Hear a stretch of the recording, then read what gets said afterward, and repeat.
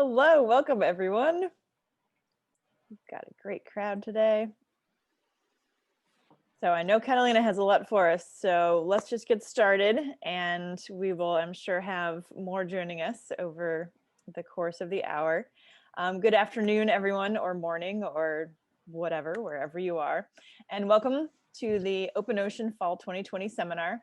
My name is Dr. Katie Croft-Bell, and I'm the director of the Open Ocean Initiative at the MIT Media Lab. In case you missed our previous events, we've been doing these seminars more or less bi-weekly since the springtime. I'm putting a few links in the chat if you'd like to take a look at some of the past seminars. Most of them have been recorded and we get them up as quickly as we can post-seminar. So this fall, we are exploring access and equity in ocean science and recreation, and considering how those critical components translate to deep sea exploration. And one person who has been a huge influence and mentor to me over almost 20 years, I would like to introduce today's speaker, Catalina Martinez. She's the Regional Program Manager for the NOAA Office of Ocean Exploration and Research, and is currently on detail with the NOAA Office of Inclusion and Civil Rights. A certified diversity professional, Catalina began her ocean science career with NOAA in 2002, working on ship operations and logistics, as well as education and outreach initiatives for expeditions to explore little known and unknown ocean areas. Over the years, she has worked on a variety of local, regional, and national efforts to face the barriers to entry for underrepresented individuals in the STEM fields. So one of her areas of expertise is in understanding and breaking down the complex factors that can inhibit underrepresented scholars from entering these fields, especially student and early career opportunities such as internships and undergraduate research experiences. So today, we will explore some of the barriers to entry into such programs and share suggestions to mitigate barriers and diversify programs while creating a more holistic, equitable experience for all applicants. It's also going to be a very interactive experience, so don't expect to just sit back and listen. Kat will keep us on our toes. So please join me in welcoming Catalina Martinez, amazing human, wonderful friend, and fearless fighter for diversity and equity. Take it away, Kat. Thank you so much, Katie. And what she didn't tell you is that she actually hired me back in 2002. She selected me as a Knaus Fellow, a John Knaus Marine Policy Fellowship, which is under the NOAA Sea Grant Office for those who are not familiar. Katie had that fellowship before I did, so she started in the ocean exploration program the first year that the ocean exploration program was stood up in NOAA, and then she brought me in year 2. I've been with them ever since. So these opportunities, as we know, and we're going to talk more about today, are gateways to employment. They're gateways to professional networks like no other. And so what I'd like to do first is I'm going to get you oriented to the fact that I have 2 screens going. So when I look in different directions, I'm sorry if it's a little awkward. NOAA doesn't use the Zoom platform very easily. So bear with me as I share my screen. So the first thing I always like to do is make sure that I follow Indigenous protocols, and I'd like to open our experience in this space with reverence and respect by acknowledging that I live on the traditional land of the Narragansett Nation in Rhode Island, and that the Narragansett people continue to thrive and prosper in this beautiful region of the country. And I'm incredibly honored to be speaking with you all today. And I want to specifically thank Katie Croft-Bell and MIT Media Lab for the invitation to participate in such a wonderful series. As she told you, I'm a regional program manager for NOAA's Office of Ocean Exploration and Research. I've been with NOAA now for 18 years. It's crazy. And beyond my ocean science and exploration work, I've been really fortunate to also work in the realm of justice, diversity, equity, and inclusion. Most of my life out of necessity, but also out of passion. And as Katie also told you, I'm currently doing a detail with NOAA's Office of Inclusion and Civil Rights at this critical time in our country, so that I can do this work more fully. And I'm really privileged to have been working from home since March, like many of you. And I hope that the topics that I'll address today might resonate with some of you in the audience. I'd like to first check in with folks. So what we're going to do is get you oriented to a poll everywhere software, where we are going to see how everyone is doing. So Katie is going to give you, if she hasn't already, the Poll Everywhere link in the chat so that we can work together in the software program. So what you'll end up doing is toggling between your webinar screen and a browser where you can put your answers. And I'll only do this a few times to you so we're not too awkward. But what I'd like to do now is just do a check-in. How's everyone doing? You know, these are extraordinarily challenging and stressful times. We're isolated and possibly traumatized by what might be playing out around us in our country, from the fires and floods to the social unrest and upcoming monumental election, right? To the global pandemic, to name just a few. And some of you might be frontline workers. You might be juggling small children, homeschooling, or caring for others while you're working at home during these stressful times, right? And others might be full of gratitude at your particular circumstances when you see all that is happening in the world. So I just like to do a check-in before I start having conversations these days, because although we can't be together in a space, which is, you know, something we all are missing right now, I want you to know that although I can't really see you, I can see a few little heads bobbing around the Zoom screen, but I want you to know that I hear you and I feel you, even if I can't see you. So know that we're here, we're thinking about all of you as we have these stressful, overwhelming, anxious times. But we're also hopeful, right, at this kind of a time in our lives. And I feel a ton of gratitude for my personal circumstances. I feel very, very fortunate, and I'm sure many of you do as well. So thank you for joining us with this polling software. So now I'm going to go back to my presentation. And I am particularly hopeful today with the group who are joining us today that we can agree on a few things by the end of this session. First, that diversity is essential for good science, and that it's only through deliberate thought and intentional actions that this can occur in our STEM spaces and places. There are things that we can do together to investigate and mitigate these barriers, and that's what we're going to talk about today. These barriers that might be in place in some of our processes and procedures, but also in our mindsets and our perceptions and our behaviors, the intangibles, right? And we can make a difference because more than anything, diversity is a choice or a series of choices. So let's go on a bit of a journey together. So it's often said that who your parents are has as much or more to do with where you'll end up in life than any other single factor. And I really believe that. The social and economic structure a child is born into dictates access to our opportunities and to resources on all levels, including our quality of education and thus our future prospects, right?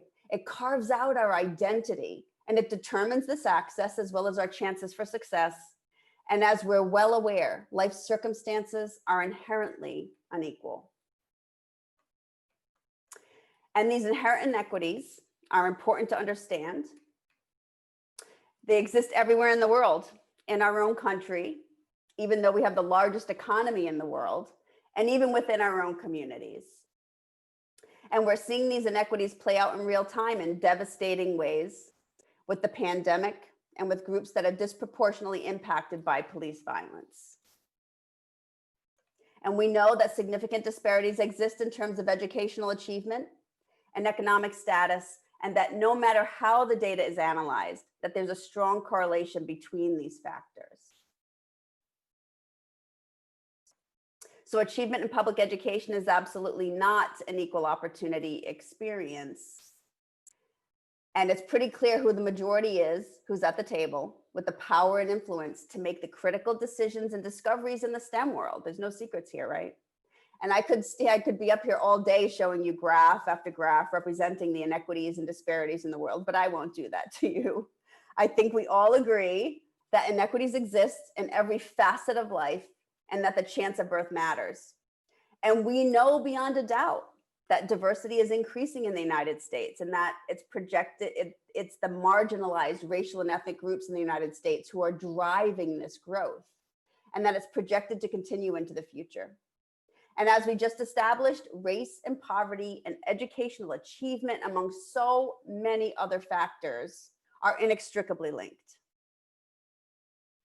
So although diversity is increasing in the United States, the face of STEM in America certainly is not. So the fact that this diversity is not represented in our STEM spaces, places, workforce, academic institutions, that's not surprising to any of us.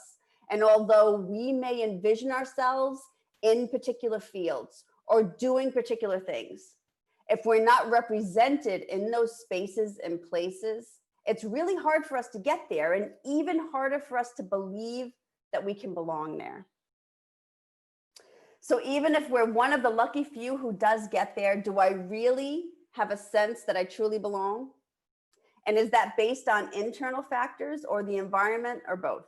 I personally believe that we need to get away from the term imposter syndrome and stop putting the onus on the individual. We all know that when we feel that we don't belong, it's typically because the environment, the culture doesn't embrace us. And I would love to see a shift in this mindset and begin calling it what it is, imposter environment.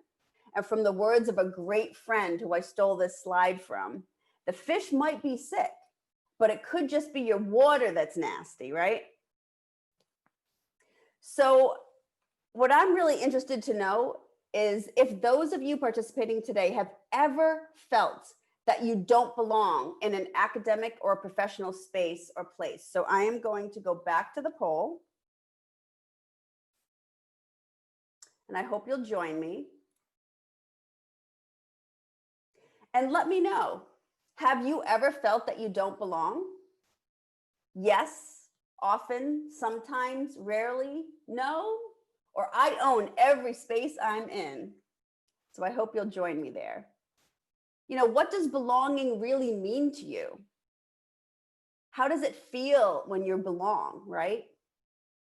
So what does this sense of belonging even mean? And how can that impact your academic or professional or life success, right?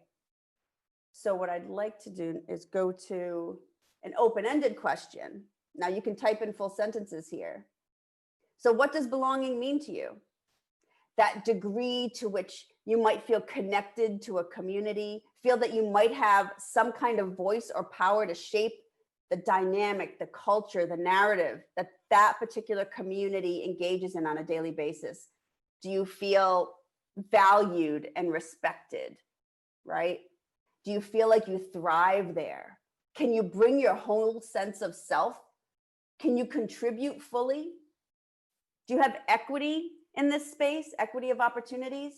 That's right. You feel that you're being listened to and understood. You can be vulnerable there, right? You don't have the sense of fear that you don't belong. You feel embraced and encouraged. You may even have the emotional and intellectual bandwidth to be really creative and innovative there, right? It increases your health, your potential for leadership opportunities. It increases your earning potential. You might be able to speak up and be heard. You're more apt to maybe take on high value opportunities, leadership opportunities. You feel connected to the vision and mission of your coworkers, of the agency that you work for, of the institution. You start to build your identity within that space, and you're more apt to champion others, right? And bring others into the fold if you have that intellectual and emotional bandwidth because you feel that you belong. That's right. That's right. You feel heard. Thank you so much. And know that all of these answers are anonymous. And I thank you so much. You can keep sharing in that one. I'll keep that one open. So, you know, it's no surprise that if we feel a sense of belonging, that it's a happy, productive place where we can thrive, where we can share our successes, bring others in, and also an environment where we can start to really solidify our identities, our science identities or otherwise. And alternatively, when you don't feel that you belong, it's really difficult to find happiness and success, right? Much less potential to bring others in. We don't really have that bandwidth to demonstrate our greatness and contribute fully. You don't feel safe there. We might not feel that we can identify within that space. And ultimately, you have high attrition. And a team of scientists published this wonderful paper recently to really ground truth what we knew to be true about how belonging relates to persistence for students, and specifically women and students of color in STEM academic programs. Her key findings of that team were that sense of belonging significantly impacts persistence and success, particularly for students and women. No surprise there. Women experience a lower sense of belonging in comparison to men. And when race and gender intersected, because intersectionality matters, both men and women of color reported a lower sense of belonging. The dominant group, the white men, were most likely to report a sense of belonging, whereas women of color were least likely. So no surprise there. So what can we do to try and really bridge these enormous inherent historic gaps that we know exist in our STEM spaces and places? Well, especially thankful that over the past few decades, a lot of things have been tried. It's not a huge mystery how really to bridge these gaps. We've been having these conversations for decades. There are effective practices out there that we can learn from. And one of the direct ways we know to bridge these gaps is through development of student and early career opportunities as gateways to entry, including internships and fellowships and scholarships and undergraduate research experiences to help students start to really gain a foothold into what it means to do science early on. And the benefits to students are numerous, and they include gaining mentors and future career champions while they get to expand their professional networks, learning technical skills and applying academic training to real-world problems, while contributing to innovations and solutions within a team, assessing interest in particular fields while strengthening their resumes,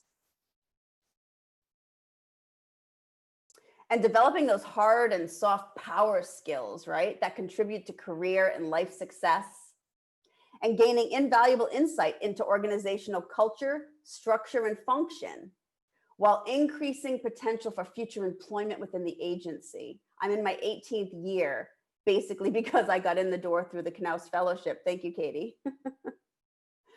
And the students who complete these experiences are also more likely to apply for and receive other academic internships, fellowships, and scholarships. And what we know for sure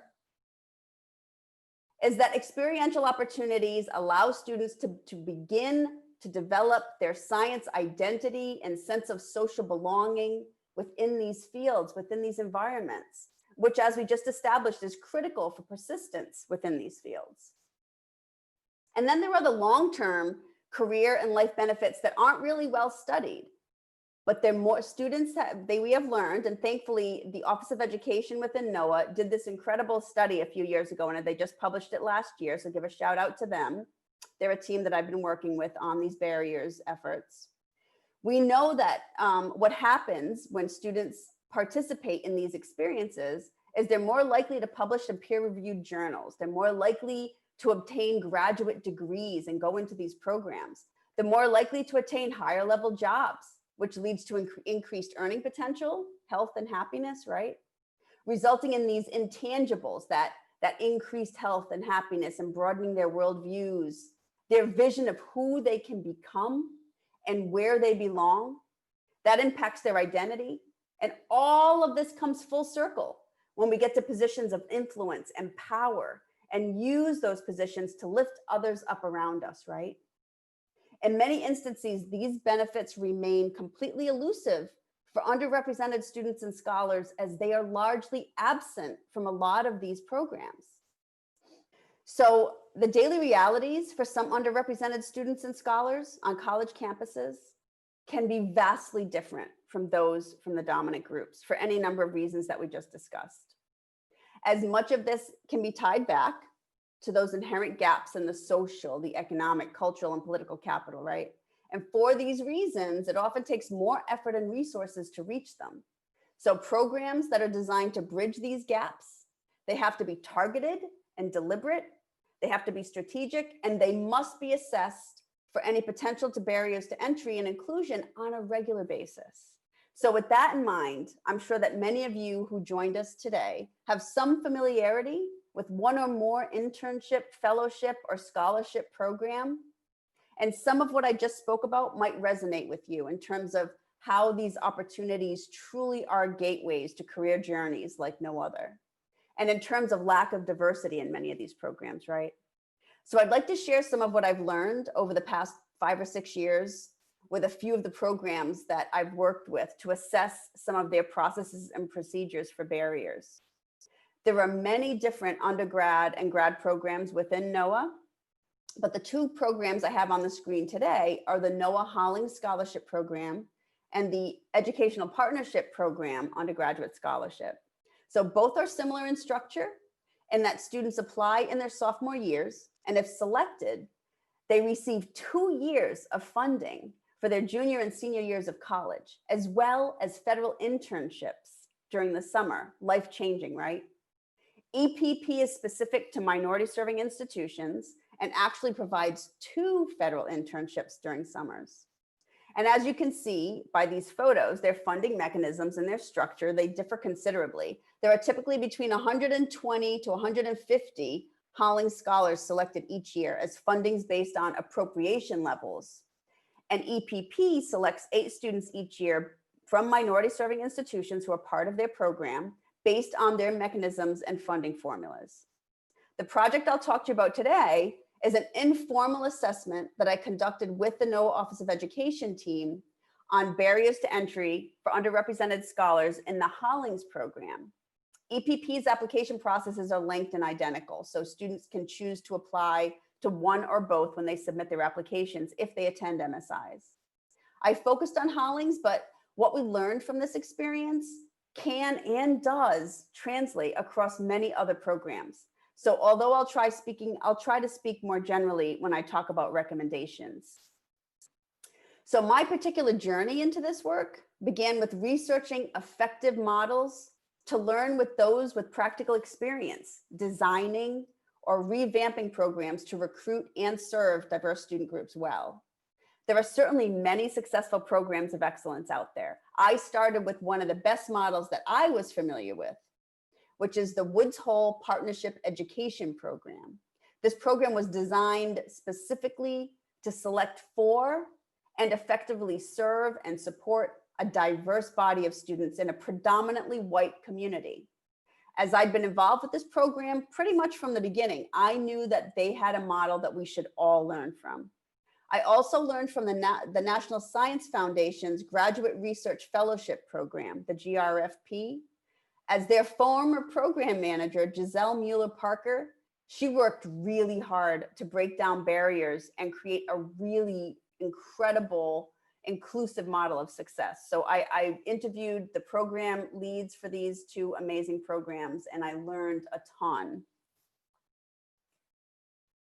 So what I'm showing you here are application components from the initial Hollings program at the time of our efforts. But in general, application processes and requirements are all pretty standard from what I've learned for federal and non-federal internship, fellowship, and scholarship programs. And there are really traditional rubrics that are usually used to quantify application segments. Applicants have to meet certain requirements up front in order to apply. And then they have to build a really competitive application, not easy, and submit transcripts, a letter of interest, 2 academic letters of reference, things like that. And the barriers that can occur can happen at any part of this process for any number of reasons. But the areas you most commonly can identify through assessing applicant flow data from the online process is that you see students who start, but who do not complete their applications. And when you start to really dig into this data, you can often see exactly where in that process they're falling out. And within the Hollings program, what we saw, which I've learned is very common, is that students don't hit send, and the place where they get stalled is often within those last 2 categories, the letters of reference and the essays. So in an effort to identify the barriers, I'm going to talk to you a little bit about the process, because this is what we're talking about. You can bring this back and do this kind of, informal assessment. I am not some kind of assessment professional. I have my own personal lived experiences. I've been doing this work for a long time. I had personal interest. So I'm just an interloper. I'm not part of the Office of Education. People contact me to have these conversations, but I don't do this stuff, it's not a process that I developed on my own. It's just something that's relatively informal, but really impactful. So I'm just going to talk you through kind of what we did and what you can also do. So when we tried to identify the barriers, we figure in any program, it's really important to assess the entire process from beginning to end. When we started looking at it in piecemeal, you take things out of context and then you don't see the big picture and you don't know, where some other piece of what you think is missing might exist. So you really need to look at the entire process from beginning to end. So we broke it down into 6 components. We needed to ensure that we covered all bases, and we wanted to ultimately provide recommendations with the thought of staged implementation in these different areas over time. And I'll talk you through some of those key recommendations next. It's important to recognize that through an informal process like this, we really can only tackle those tangible components, right? The processes, the procedures, the documentation. So the barriers in those intangible arenas, they can remain. Those are much harder to quantify and assess. You can change as much policy and procedure as you want, but it can still be applied in a biased way if you're not bringing the hearts and minds of the deciders along with you, right? So what we know is through some previous studies, yes, but also just through personal experience over the past few years of bringing this conversation to a variety of national, regional, and local audiences, is that just by having these conversations, that there's potential to bring along those hearts and minds and really alter the perceptions and then the behaviors of those in positions of power and influence. And then you can really impact those intangibles. You increase the potential that those program managers, that the deciders, the gatekeepers, they go back to their institutions and programs and back into their daily work with maybe some new understanding of a variety of things they just didn't know before, right? So hopefully we have some people like that participating today. So let me share some of our recommendations. So first, it's really important to collect demographic data. I can't stress enough how important that is. It's not, you have to get permission. We're a federal agency. We had to go through a very formal process to do that. And as I said, Hollings was not collecting demographic data prior to 2017. Now they do. All of these data sets are imperfect data sets and they're voluntary, but it's all we've got. So I really hope that if you're not collecting these data sets yet, that you do. Try and get permission to do that. They're not perfect, but it's all you got. So, and I also implore you to really consider a more holistic review process. That's one by which all evidence and data are used to come up with a comprehensive assessment of the potential of an individual. Various factors like intellectual merit and broader impacts, those traditional rubrics, you might be able to weigh those things differently based on unique characteristics of each individual applicant if you just think more holistically. And there are many ways to build this into a process. So most of our recommendations took this into account.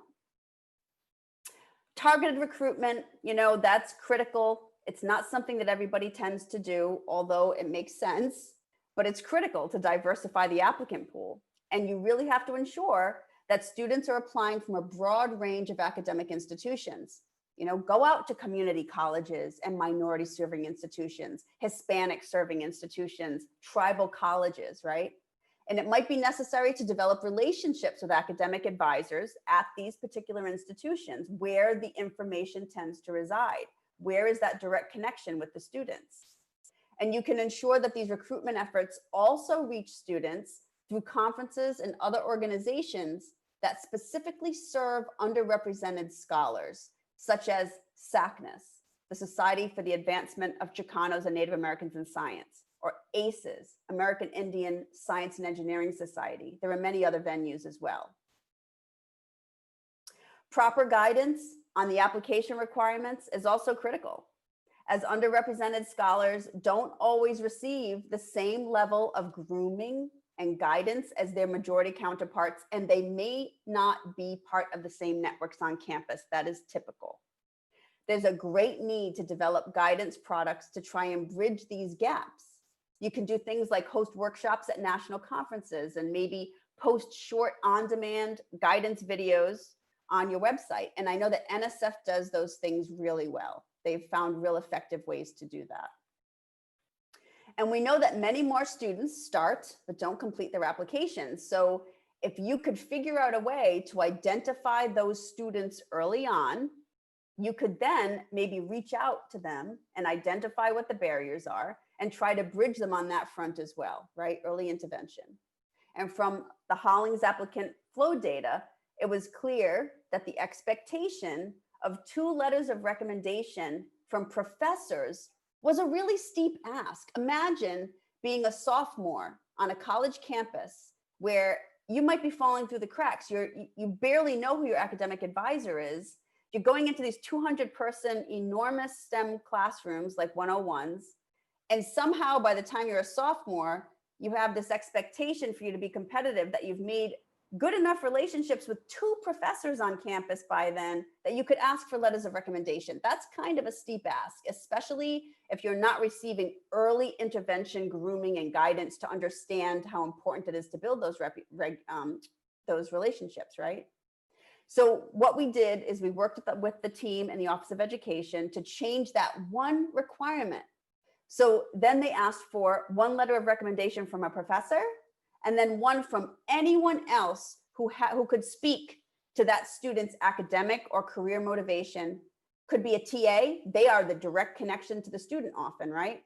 A mentor, a supervisor, maybe someone they worked with over the summer. A lot of us have to work in the summer. We don't have the opportunity to go do these, experiential opportunities every summer if we don't make enough money. So something as basic as that might not seem like a barrier to someone who's had a really traditional life, or it's part of the dominant group, but it can make all the difference to someone who might be an outlier, right? So these are the types of things to just consider.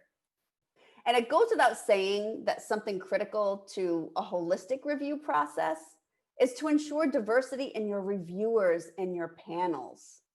That seems so natural to me, but unfortunately, that effort is often missing.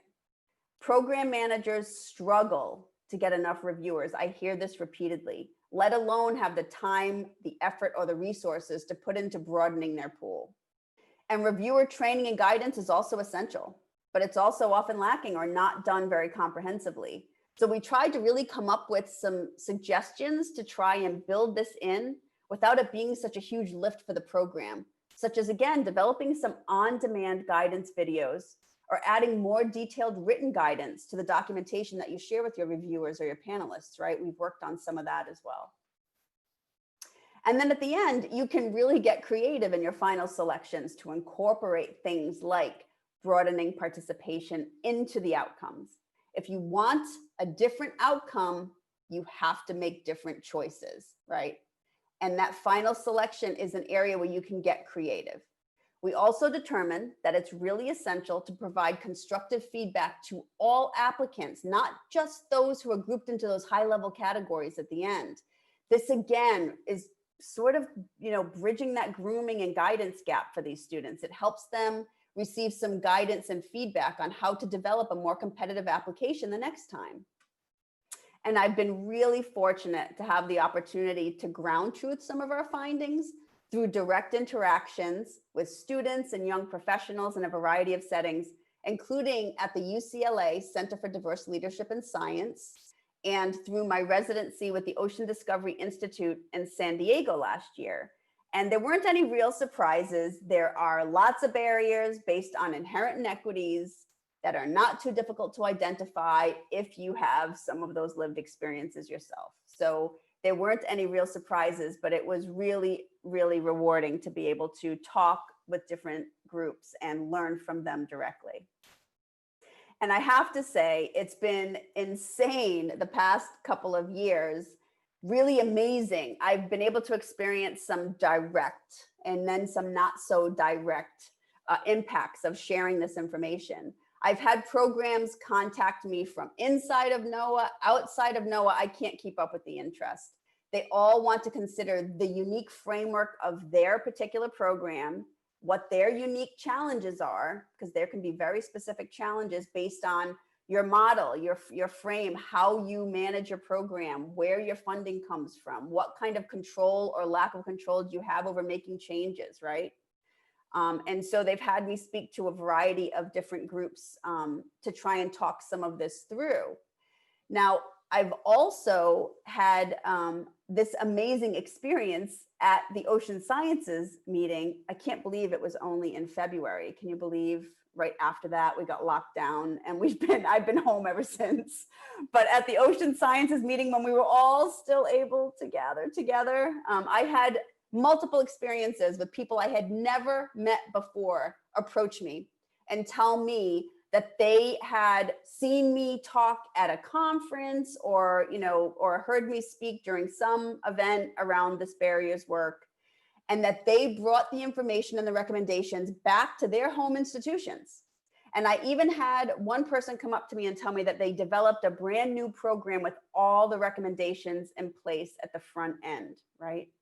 And then the Office of Education team, out of a lot of the work we did together around Hollings, they created a Hollings prep program that is now in its second year. It was all based on the need to reach students early. So Hollings prep provides experiential opportunities for freshmen.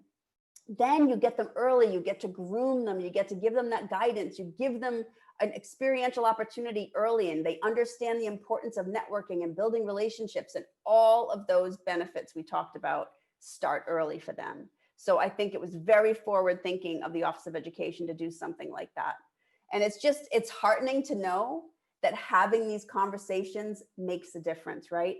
And I'm sure that there are people who are out there today who are on with us who have some semblance of influence or power or control, where these new considerations might just help mitigate barriers to entry into some new space or place. I just know it. So with all that said, did we get here? Can we agree on these two very basic notions?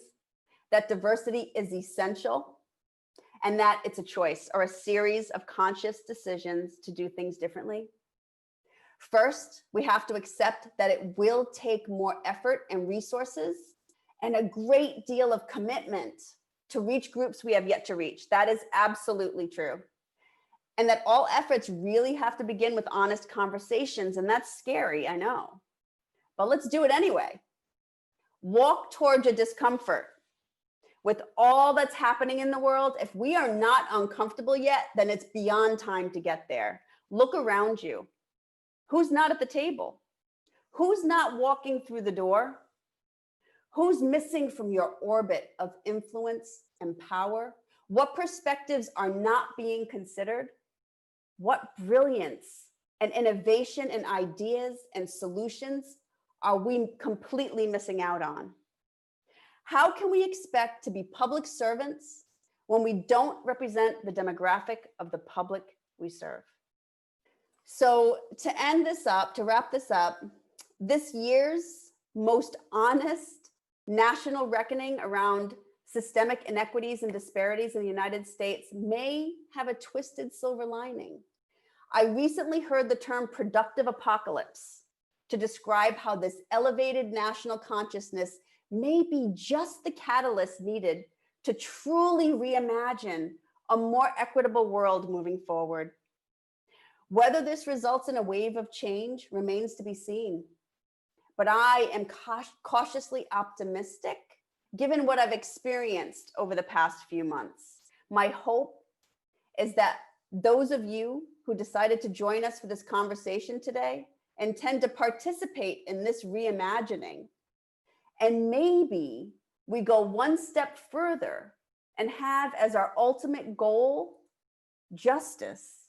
So let's be deliberate and renew our commitment to break down the barriers, to elevate and amplify the voices of the marginalized, and champion students and scholars from groups who remain so sorely underrepresented, so they lead us on this new journey. I have hope, and I truly believe that through collective will, we can ensure that the next generation of STEM professionals fully represent the increasingly diverse demographic of the US at large. None of this will be easy, and it certainly won't happen overnight, but it really does begin with a choice. Thank you.